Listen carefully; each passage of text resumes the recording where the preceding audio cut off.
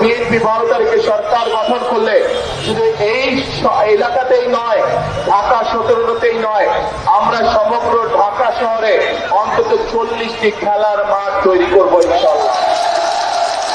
প্রিয় ভাই বোনেরা, গর্বে পারব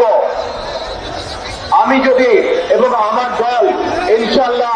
আপনাদের ভোটে, এই দেশের মানুষের ভোটে নির্বাচিত হলে আমরা সমগ্র দেশ সহ এই ঢাকা শহরকে একটি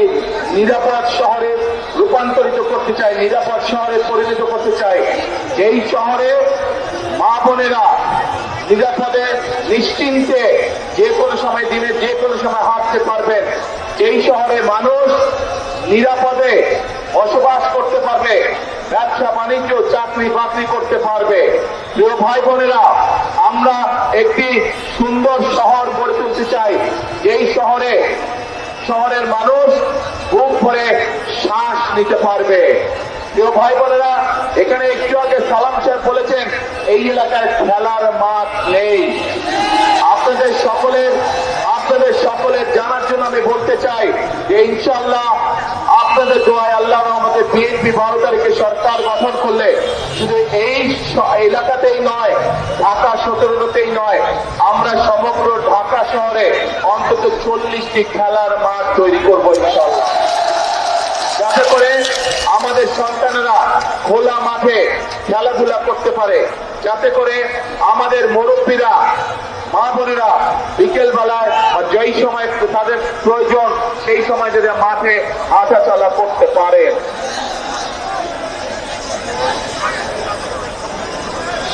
প্রিয় ভাই বোনেরা, এই এলাকার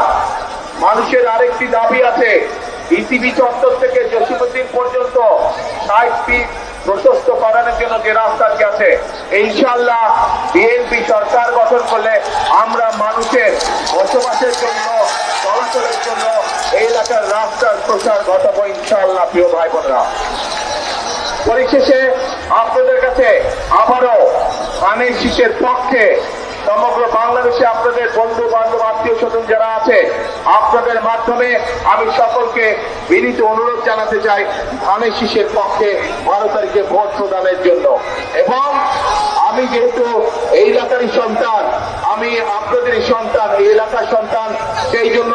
এই এলাকায় ধানের শীষের প্রার্থী হিসাবে আপনাদের কাছে 12 তারিখে ধানের শীষের পক্ষে আমি ভোট চাই।